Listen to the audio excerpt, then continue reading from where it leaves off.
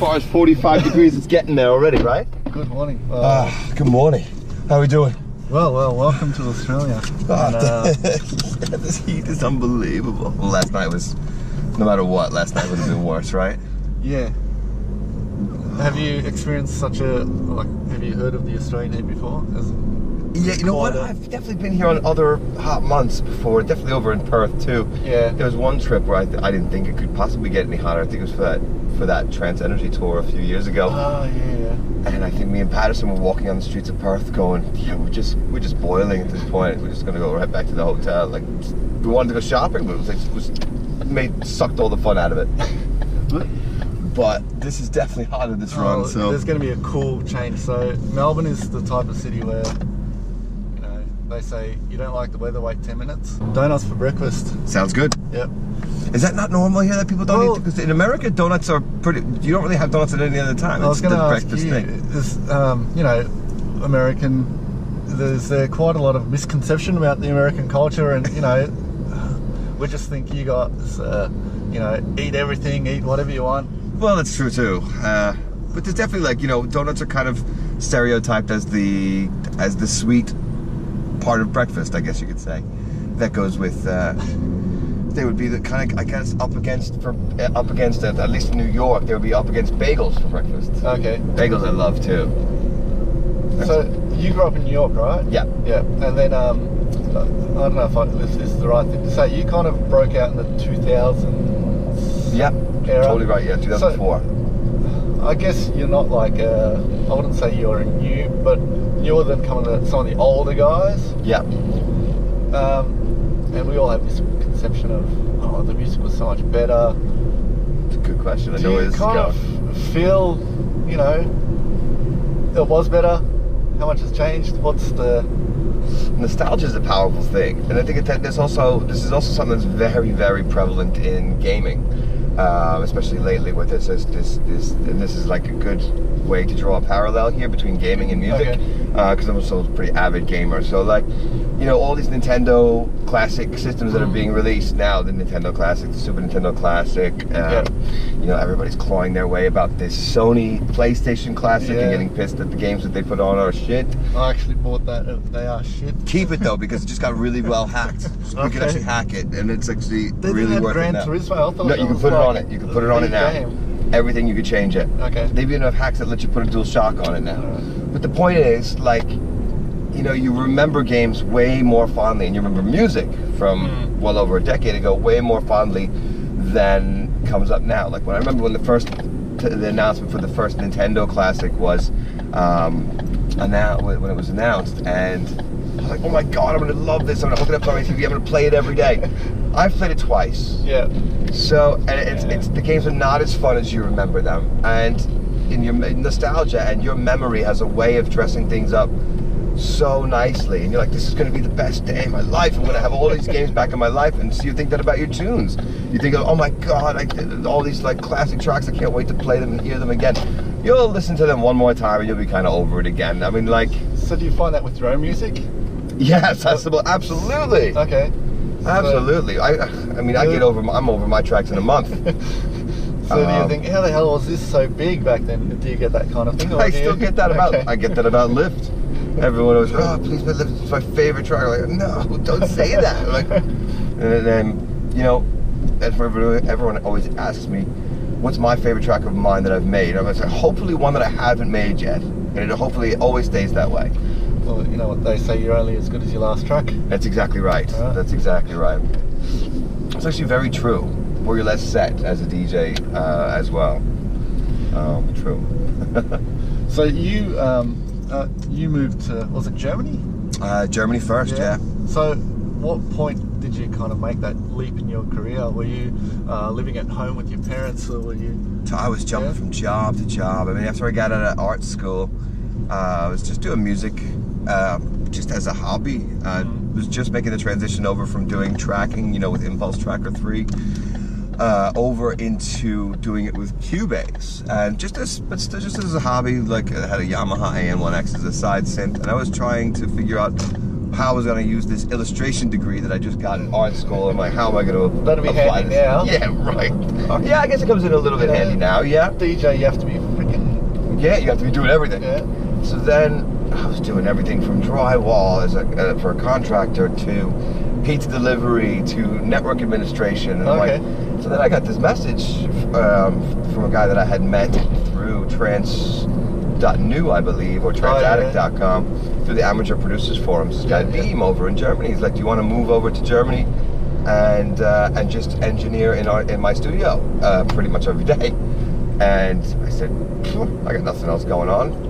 Let's do it." I was engaged at the time, but I canceled that. So yeah, I think it was a good opportunity. Sorry, it was. Well, it worked in your favour. Yeah, totally. So how was it moving over to Germany? Did you do much travelling before then? No, I had to get a passport before I even went. Okay. I had never even been out of America, so I was 24. Yeah. And this was wild to me. So even my parents were like, "Okay, we're gonna back this because Okay, so that's good. what else are you gonna do?" I'm like, "Yeah, that sounds right." No, that's good that the parents supported it. Yeah, definitely. So you land in Germany.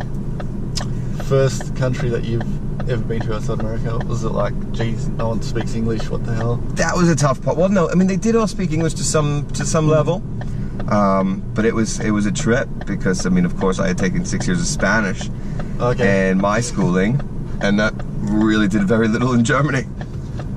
So, yeah, during that time, I only spent 10 months actually in Germany before I had moved to Switzerland after meeting my future wife. Yeah.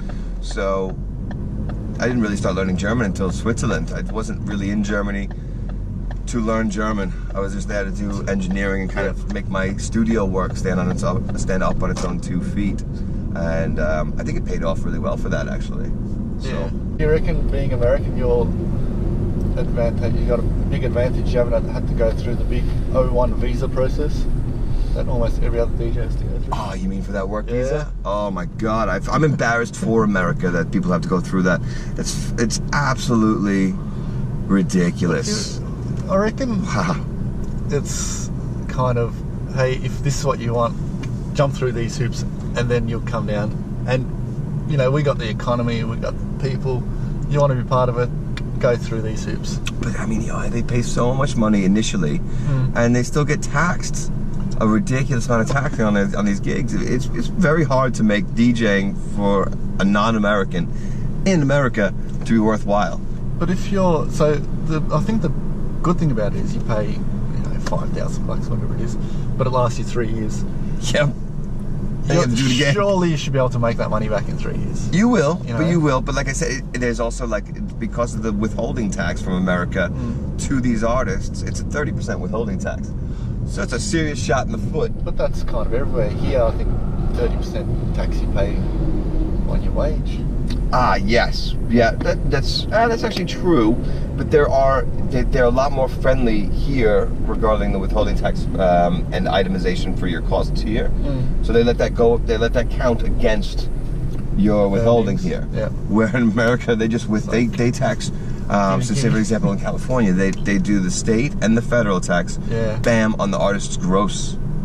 So there's not even a negotiation. So 37% off the gross. It just makes it very hard for the artist to recoup this amount. 37% more in your fees. That's what. Yeah, everybody can. You can think that.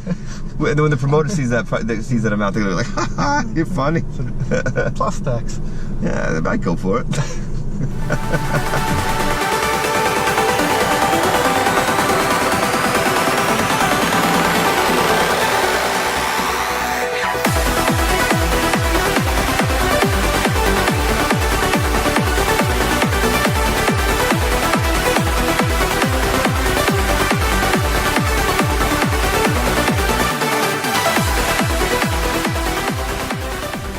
So are you a what do you call it, a Swiss citizen? Yes. Yeah. Yeah. I got my Swiss passport. Yeah. It took a while to get. American citizen and a Swiss. Both. Yeah. Oh, that'd be the ultimate. It's definitely full house kind of situation. Really good. Depending on what country I'm going to, I can just pull out the correct passport for the best, most optimal passport. And you got the Swiss bank account. Nah, well, dollars. the Americans have due to their bullying nature of the American kind of, the bullying nature of America itself and the American government, they bullied the Swiss into kind of, you know, Swiss bank account. People say, oh, you can have a bank account secretly, you can hide money, but that's been a thing of the past for years now. Okay. And so how do the Americans get onto it? And a lot of banks won't even let. There's a lot of banks are so, or let's say America left such a bad taste in these Swiss banks' mouths that a lot of Swiss banks won't even let an American open up a bank account unless they give like full, I don't know what's the word, full, I guess, power of attorney or something. They have to give clearance to see into the American, to see into your account whenever they want. Yeah.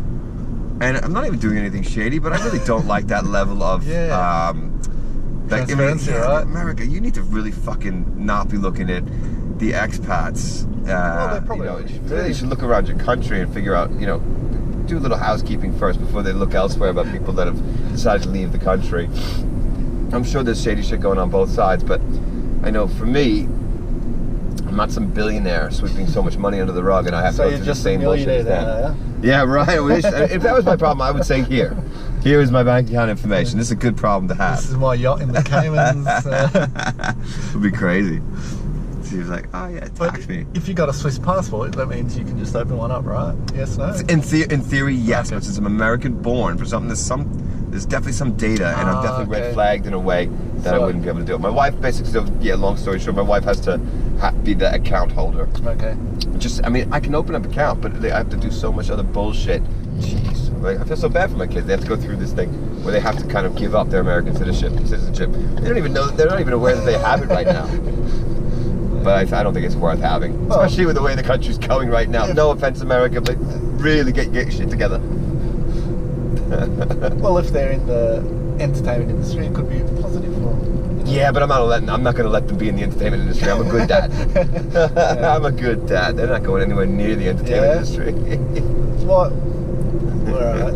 So what experiences make you say that? I just think they're three girls. Yep. And not to be sexist, but I think this particular industry kind of chews girls up a bit. It's definitely it feels so bad for I know a lot of females in the scene that work their asses off and they just don't get the respect and the recognition that they should definitely be getting. And I mean, maybe that will change eventually. I've noticed a lot of, like, you know, especially in America too, female roles and perceptions becoming a lot more empowered and feminist in a way, but this industry is pretty much as male oriented as, say, contracting on a job site and stuff like that. It like construction. Shifting. There are a lot of female DJs who are really in techno for sure. A lot of really some of the biggest techno DJs are massive, and trance has not really happened yet. Yeah. So I hope, for the sake of just girls that are really into it and that have their minds in the right place and are doing the studio work and are just killing it, then yeah. But I think for girls to get the respect they want in the scene, very simple process. Get your ass onto YouTube and be making tutorials and make videos that are showing you that you are not ghosted, showing that you know your game, and you'll have instantaneous respect, I think. So that is good advice for the up-and-coming female DJ producer. Yep. Show that you do that. Prove that you can do the work. Now, granted, we prove, like, as guys, we have to do it too. So this is not a double standard. Like with all the ghosting and all the shit going on where people say, oh, he didn't really make his own music. I think as guys too, we also have to prove that we know what we're talking about and we're not ghosted as well. So don't feel singled out under a double standard that you have to do this. Because that's the way to say it. But are you looking to have another outlet outside of music, or combining music with visual, as we were saying, you know? No, not in terms, you know. Not in terms of, I mean, I've always said, like, I maybe want to get into teaching, and I do teaching on the side a little bit. Like kind of one-to-one Skype tutorials, and I've done quite a few classroom environment seminars as well. I'm doing one in Brighton, actually, for the Brighton Music Conference in April upcoming. I love that. I love those kind of classroom environments. I guess if I looked for another avenue of a career, I think it would be the teaching. Yeah. But I've never been a scheduling person, so for me, these Skype things were like, okay, on Tuesday at 9 to 11, I have to do a tutorial for somebody. I have such a problem holding a schedule down. It's like I live such a chaotic life, and that's just kind of what works for me. And I tried my best to lessen the chaos, but lessening the chaos just kind of stresses me out. So do you get the gigs on time if you're struggling to, you know? The gigs are easier because there's always somebody at all the weekends and all the shows. There's always somebody holding your hand along the way. Come on, Sean, it's time to go. All right. So that's easy. But when you're left to your own devices, that's when the shit goes down. So you're a creature of comfort. You're like, it's on Netflix tonight. I'm not. You know, the Netflix stuff I do, I'm pretty good. I have a system. Like, you know, if it's middle of the day, I'm working. Like, I kind of in the studio, I work kind of normal office hours. So I'm usually in the studio from either 8 or 9 until 6. Rarely after 6. And if you're calling me with work-related stuff, and I know it's going to be work-related, I won't even answer the phone. It drives people crazy because a lot of other producers are night owls, and their session begins at 6 and goes until 2 in the morning. So it's like James Diamond, for example. He's such a late night owl, so I'll always send him a couple messages in the morning on Skype, and I won't hear back from him until 5 p.m. or so. And I'm like, see you later, bro. I'm not getting into this right now. I can't. I'm getting out of here. There's a lot of people who will say they actually find themselves more creative at 3 a.m. I know. I don't get that. But then again, when I'm really a morning person, actually, like, there are many mornings. I'll be doing it probably for a week and a half when I get back from Australia here, because you get jet lagged, and then you start waking up at 4 a.m. and 3:30 a.m. And now I just go down, like, fuck it. I'll go downstairs, I'll work. And I love it. I feel very, very, very creative between the hours of, say, 3:30 to 6 in the morning. So do you kind of set it as if it's your day job? It's like, all right, 9 to 5? 100%. Okay, so you're quite, what's the word? It's regimented in that way. It's just the schedule. I have my 3 set meals. I have breakfast, lunch, and dinner in the house, and like very rarely do I skip a meal. I just get too hungry. Yeah. But it's pretty easy for me to just to do a lap. Do the lap. True. But I like to not have a clear blueprint of the day. So like that helps your artist flow as well. I mean, if you know okay, from 9 to 11 today I have to work on this project, and that kind of sucks. You feel like you're being totally forced to work on that.